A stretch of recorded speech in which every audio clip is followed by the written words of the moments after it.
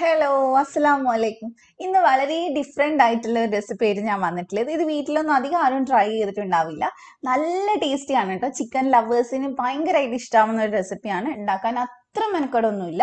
നമുക്ക് പെട്ടെന്ന് ഉണ്ടാക്കിയെടുക്കാനും പറ്റും. അപ്പം എല്ലാവരും ഒന്ന് ട്രൈ ചെയ്യുക. നോമ്പാവാനൊന്നും ആരും വെയിറ്റ് ചെയ്യണ്ട. പെട്ടെന്ന് തന്നെ വീക്കെൻഡിലൊന്ന് ട്രൈ ചെയ്യുക. എന്നിട്ട് ഫീഡ്ബാക്ക് പറയാം. അപ്പം എൻ്റെ ചാനൽ ഫസ്റ്റ് ടൈം കാണുന്നവരുണ്ടെങ്കിൽ ഒന്ന് സബ്സ്ക്രൈബ് ചെയ്യുക. അപ്പം നമുക്ക് ലേറ്റ് ആക്കാതെ തന്നെ ഇതെങ്ങനെയാണ് ചെയ്യുന്നത് നോക്കിയിട്ട് വരാം. അപ്പൊ ഇത് ഉണ്ടാക്കാൻ ആദ്യം തന്നെ നമുക്ക് വേണ്ടത് 2 കപ്പ് മൈദയാണ്. നമുക്കിത് ഗോതമ്പിൽ ചെയ്യാം കേട്ടോ, പക്ഷെ മൈദയാണ് കുറച്ചുകൂടി പെർഫെക്റ്റ് ആവുക. അപ്പൊ 2 കപ്പ് മൈദ ഞാൻ ഇവിടെ എടുത്തിട്ടുണ്ട്. ഇതിലേക്ക് ഇൻസ്റ്റന്റ് ഈസ്റ്റ് 1 ടീസ്പൂൺ ചേർത്തിട്ടുണ്ട്. കൂടെ തന്നെ ഒരു 1.5 ടേബിൾ സ്പൂൺ പഞ്ചസാര ചേർത്ത് കൊടുക്കുക. എന്നിട്ട് നമുക്ക് നന്നായിട്ട് ഇതൊന്ന് മിക്സ് ചെയ്തെടുക്കാം. ഇത് നന്നായിട്ട് മിക്സ് ചെയ്തെടുത്തതിന് ശേഷം നമ്മൾ ഇതിലേക്ക് ആവശ്യത്തിനുള്ള ഉപ്പ് ചേർത്ത് കൊടുക്കുക. പിന്നെ നമ്മൾ ചേർക്കുന്നത് 1 ടേബിൾ സ്പൂൺ ഓയിലാണ് കേട്ടോ. അപ്പൊ നമുക്ക് ഉപ്പ് നന്നായിട്ട് മിക്സ് ചെയ്തതിന് ശേഷം ഓയിലും കൂടി ചേർത്ത് കൊടുക്കാം. അതോടെ ചേർത്തിട്ട് നമ്മൾ നന്നായിട്ട് കൈ വെച്ചിട്ടൊന്ന് തിരുമ്മിയെടുക്കുക. പൊടിയിൽ എല്ലാടി ആ ഓയിലും അതുപോലെ തന്നെ നമ്മൾ ചേർത്തിട്ടുള്ള ഉപ്പും ഈസ്റ്റും ഒക്കെ പിടിക്കാൻ വേണ്ടിയിട്ടാണ്. അപ്പൊ നന്നായിട്ട് കൈ വെച്ചിട്ടൊന്ന് മിക്സ് ചെയ്തെടുക്കുക. ഇനി നമ്മൾ ഇതിനകത്തോട്ട് ഒരു 1/4 ടീസ്പൂൺ ബേക്കിംഗ് പൗഡർ ചേർക്കുന്നുണ്ട്. നമ്മൾ കേക്കിലൊക്കെ ഉപയോഗിക്കുന്നില്ല, അതാണ് ചേർത്തിട്ടുള്ളത്. എന്നിട്ട് നന്നായിട്ട് മിക്സ് ചെയ്തെടുക്കുക. നമുക്കിത് ബേക്കിംഗ് പൗഡർ ഉണ്ടെങ്കിലാണ് കുറച്ചുകൂടെ പെർഫെക്റ്റ് ആയി. ഇനിയിപ്പോൾ അത് കയ്യിലില്ലാത്തവരാണെങ്കിൽ സ്കിപ്പ് ചെയ്തോളൂ. ഈസ്റ്റ് വെച്ചിട്ട് നമുക്ക് ചെയ്യാം, പക്ഷെ കുറച്ചും കൂടി പഞ്ഞി മാതിരി കിട്ടാൻ വേണ്ടിയിട്ടാണ് നമ്മൾ ബേക്കിംഗ് പൗഡർ എടുത്തിട്ടുള്ളത്. ഇനി ഇതിലേക്ക് ഇളം ചൂടുള്ള വെള്ളം ഒഴിച്ചിട്ട് ഇത് നന്നായിട്ട് കുഴച്ചെടുക്കുക. കുഴയ്ക്കുമ്പോൾ ഒരു 5-6 മിനിറ്റ് എടുത്തിട്ട് തന്നെ കുഴയ്ക്കുക. ഇളം ചൂടുള്ള വെള്ളം തന്നെ എടുക്കണം കേട്ടോ, കൈ പൊള്ളാൻ പാടില്ല, ആ ചൂടേ പാടുള്ളൂ. അപ്പം നന്നായിട്ട് നമുക്കിതൊന്ന് കുഴച്ചെടുക്കാം. നമ്മൾ പൊറോട്ടയൊക്കെ കുഴക്കില്ല, അതേപോലെ നന്നായിട്ട് പ്രസ് ചെയ്ത് കുഴച്ചെടുത്താൽ മതി. അപ്പൊ ഇത്തിരി ആയിട്ട് വെള്ളം ഒഴിച്ചിട്ട് നമുക്ക് കുഴയ്ക്കാം. ഇത് നമുക്ക് നോമ്പൊക്കെ ആകുമ്പോൾ ചെയ്യുകയാണെങ്കിൽ ഉച്ചക്കൊക്കെ കുഴച്ച് വെക്കുകയാണെങ്കിൽ നമുക്ക് പെട്ടെന്ന് തന്നെ വൈകുന്നേരം സ്നാക്ക് ഉണ്ടാക്കാൻ പറ്റും. ഇഫ്താർ പാർട്ടിയൊക്കെ ഉണ്ടാക്കുമ്പോൾ സെർവ് ചെയ്യാൻ പറ്റുന്ന ഒരു അടിപൊളി ഐറ്റമാണിത്. കാരണം കാണാനും അതുപോലെ തന്നെ കഴിക്കാനും നല്ല ടേസ്റ്റാണ്. അപ്പൊ നന്നായിട്ട് നമുക്കിതൊന്ന് കുഴച്ചെടുക്കാം.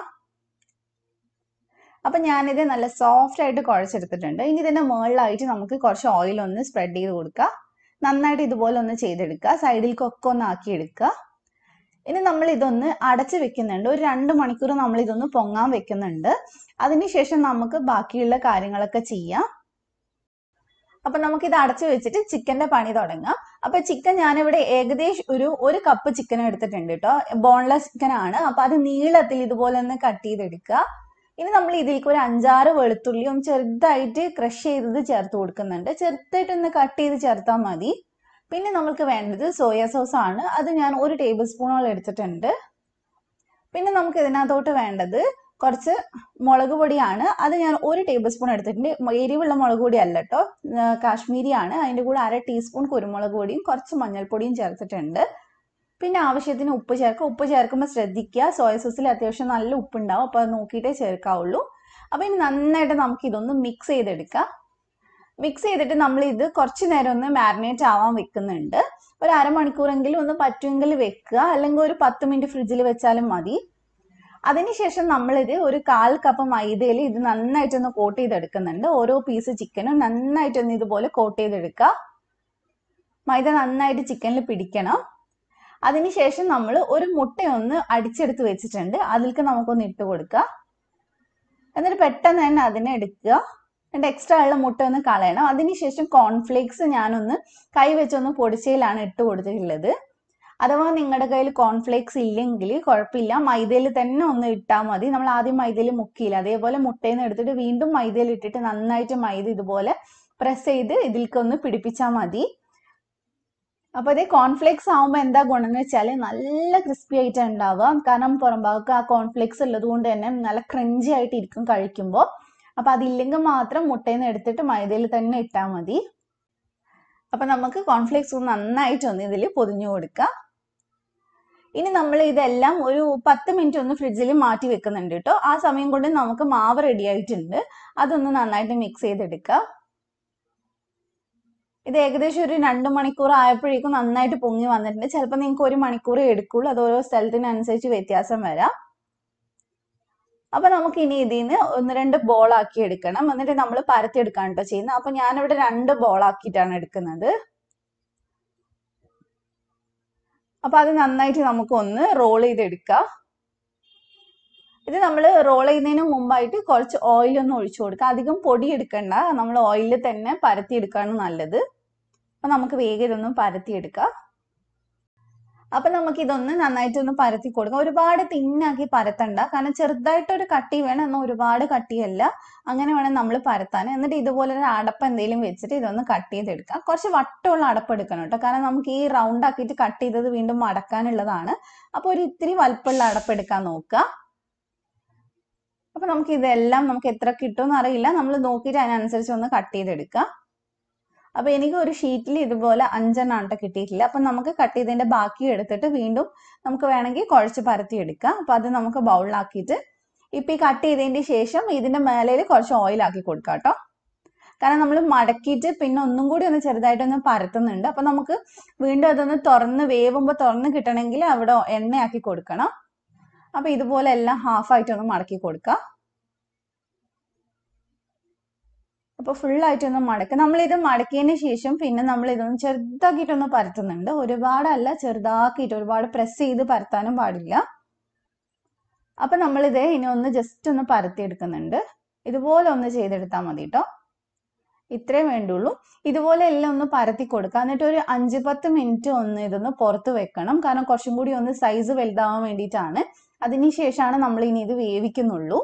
അപ്പം എല്ലാം ഇതേപോലെ തന്നെ ഒന്ന് പരത്തി കൊടുക്കുക. ഇച്ചിരി കൂടെ വലിപ്പം കിട്ടാൻ വേണ്ടിയിട്ടാണ് നമ്മൾ പരത്തുന്നത്. അപ്പം നന്നായിട്ട് പരത്തി എടുത്തിട്ടുണ്ട്. ഇനി നമ്മൾ എന്തെങ്കിലും ഒരു ബട്ടർ പേപ്പർ ഉണ്ടെങ്കിൽ അതിലാണ് കേട്ടോ നമ്മൾ ഇത് വെച്ച് വേവിക്കുന്നത്. പെട്ടെന്ന് ഇളക്കിയെടുക്കാൻ വേണ്ടിയിട്ടാണ്. ഇനിയിപ്പോൾ ബട്ടർ പേപ്പർ ഇല്ലെങ്കിൽ നമ്മൾ ആവി പാത്രത്തിൽ നല്ലോണം ഓയിൽ ബ്രഷ് ചെയ്ത് കൊടുത്താൽ മതി. ബട്ടർ പേപ്പറിൽ വെക്കുന്നുണ്ടെങ്കിൽ ബട്ടർ പേപ്പറിൽ ഓയിൽ ആക്കി കൊടുക്കണം. അതിന് ശേഷം ഇത് വെക്കാൻ പറ്റുള്ളൂ, ഇല്ലെങ്കിൽ നമുക്ക് ഇളക്കിയെടുക്കാൻ പറ്റൂല. അപ്പം ഇനി നമുക്ക് ഇതൊന്ന് വേവിച്ചെടുക്കണം. ഒരു 15 മിനിറ്റ് ഒക്കെ വേണ്ടി വരുള്ളൂ വേവാനായിട്ട്. അപ്പോൾ ഒരു 15 മിനിറ്റ് ഞാൻ ഇതൊന്ന് വേവിച്ചെടുത്തിട്ടുണ്ട്. ഇപ്പൊ ചൂടോടെ തന്നെ നമ്മൾ ഇനി ഈ പാത്രത്തിൽ നിന്ന് ഇളക്കിയെടുക്കരുത്, ചൂടാറിയിട്ട് വേണം നമ്മൾ ഇളക്കിയെടുക്കാനായിട്ട്. അപ്പൊ അത് അവിടെ മാറ്റി വെക്കാം. നമ്മൾ ഇനി ചിക്കൻ നേരത്തെ ഒന്ന് മാരിനേറ്റ് ചെയ്ത് എല്ലാം ഒന്ന് സെറ്റാക്കി വെച്ചിട്ടുണ്ടല്ലോ, അതിനി ഫ്രൈ ചെയ്തെടുക്കണം. അപ്പൊ നമുക്ക് കുറച്ച് ഓയിൽ ഒഴിച്ചിട്ട് അതിലേക്കൊന്ന് ഫ്രൈ ചെയ്തെടുക്കാം.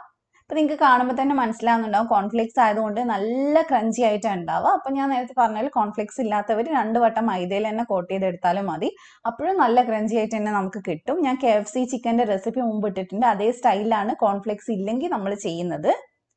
അപ്പം നന്നായിട്ട് നമുക്ക് ഇത് ഒരു സൈഡ് വേവുമ്പോൾ തിരിച്ചിട്ട് കൊടുക്കാം. പെട്ടെന്ന് തന്നെ വെന്ത് കിട്ടും കേട്ടോ, കാരണം ഇത് ബോൺലെസ് ചിക്കൻ ആണ്, അതുകൊണ്ട് തന്നെ നമുക്ക് പെട്ടെന്ന് റെഡി ആയിട്ട് കിട്ടും. അപ്പൊ നമ്മളെല്ലാം ഒന്ന് തിരിച്ചിട്ട് കൊടുത്ത് ഫ്രൈ ചെയ്തെടുക്കുക. ഇത് ചുമ്മാ സോസിന്റെ കൂടെ കഴിക്കാനും നല്ല ടേസ്റ്റ് ആണ്. കുട്ടീസിനൊക്കെ ഉണ്ടാക്കി കൊടുക്കുകയാണെങ്കിൽ ഉറപ്പായിട്ട് ഇഷ്ടമാവും. അപ്പൊ ഇത് ഇവിടെ റെഡി ആയിട്ടുണ്ട് കേട്ടോ. ഞാൻ എല്ലാം എടുത്ത് മാറ്റുവാണ്. ഇതങ്ങനെ ഓയിൽ കുടിച്ചിരിക്കും അങ്ങനെയൊന്നും ഇല്ല, കാരണം നമ്മൾ മേലെ കോട്ടിംഗ് ഒക്കെ കൊടുത്തുകൊണ്ട് ഒട്ടും തന്നെ ഓയിലൊന്നും കുടിക്കില്ല. പിന്നെ നമുക്ക് വേണ്ടത് മയണൈസ് ആണ്. 1/2 കപ്പ് മയണൈസ് ഞാൻ എടുത്തിട്ടുണ്ട്. അതിലേക്ക് 1 ടേബിൾ സ്പൂൺ ടൊമാറ്റോ സോസും 1/2 ടേബിൾ സ്പൂൺ ചില്ലി സോസും കൂടി ഞാൻ ചേർത്ത് കൊടുക്കുന്നുണ്ട്. എന്നിട്ട് നന്നായിട്ടൊന്ന് മിക്സ് ചെയ്തെടുക്കുക. മയണൈസ് എന്ന് പറയുമ്പോൾ 1 മുട്ടക്കാണ് ഞാൻ മയണൈസ് ഉണ്ടാക്കിയിട്ടുള്ളത് കേട്ടോ. അപ്പൊ അങ്ങനെ നിങ്ങൾക്ക് വേണമെങ്കിൽ 1 മുട്ടേനെ മയണൈസ് ഉണ്ടാക്കാം. മയണൈസിന്റെ റെസിപ്പി ഒക്കെ ഞാൻ മുമ്പ് ഇട്ടിട്ടുള്ളതാണ്, അപ്പൊ ഞാൻ ഡിസ്ക്രിപ്ഷനിൽ ഇതിന്റെ ലിങ്ക് കൊടുക്കാം. അപ്പൊ നന്നായിട്ട് മിക്സ് ചെയ്ത് നമ്മൾ സോസ് റെഡിയാക്കി വെച്ചിട്ടുണ്ട്. പിന്നെ നമ്മുടെ ഇതേ ബണ്ണൊക്കെ ഇവിടെ റെഡി ആയിട്ടുണ്ട് കേട്ടോ, ചൂടൊക്കെ പോയിട്ടുണ്ട്. നമുക്കിതിങ്ങനെ ഓയിൽ സ്പ്രെഡ് ചെയ്ത് നമ്മൾ വേവിച്ചത് കൊണ്ട് ഇതുപോലെ തുറക്കാൻ പറ്റും. ഇനി ഇതിലേക്ക് നമ്മൾ ഉണ്ടാക്കി വെച്ചിട്ടുള്ള മയണൈസ് ഒന്ന് ഒഴിച്ചു കൊടുക്കുക. പിന്നെ നമ്മൾ ഇതിലേക്ക് ചിക്കൻ വെച്ച് കൊടുക്കുന്നുണ്ട്. ചിക്കൻ നിങ്ങൾക്ക് എത്ര പീസാണോ വേണ്ടത് അത്ര പീസ് വെച്ച് കൊടുക്കാം. പിന്നെ ഇതിലേക്ക് ഞാൻ കുറച്ച് ക്യാബേജും അതേപോലെ തന്നെ കുറച്ച് സവാളയും കൂടി നീളത്തിൽ കട്ട് ചെയ്തത് വെച്ച് കൊടുക്കുന്നുണ്ട്.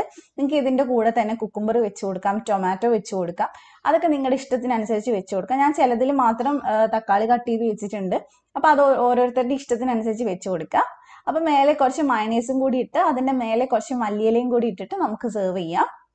അപ്പൊ ഇത്രയേ ഉള്ളൂ, സിമ്പിൾ ആയിട്ടുള്ള ഒരു റെസിപ്പിയാണ്. കുറച്ച് ടൈം വേണമെന്നേ ഉള്ളൂ, അല്ലാതെ ചെയ്യാൻ വലിയ മെനക്കെടൊന്നുമില്ല. അപ്പൊ എല്ലാവരും ട്രൈ ചെയ്യുക, എന്നിട്ട് ഫീഡ്ബാക്ക് പറയാം. നമുക്ക് സെർവ് ചെയ്യുമ്പോൾ ഇതേപോലെ സെർവ് ചെയ്യുകയാണെങ്കിൽ കാണാനും അതുപോലെ തന്നെ കഴിക്കാനും നല്ല ഉണ്ടാവും. നമുക്ക് എന്തെങ്കിലും പാർട്ടിയൊക്കെ വരുമ്പോഴും കൊടുക്കാൻ പറ്റുന്നതാണ്.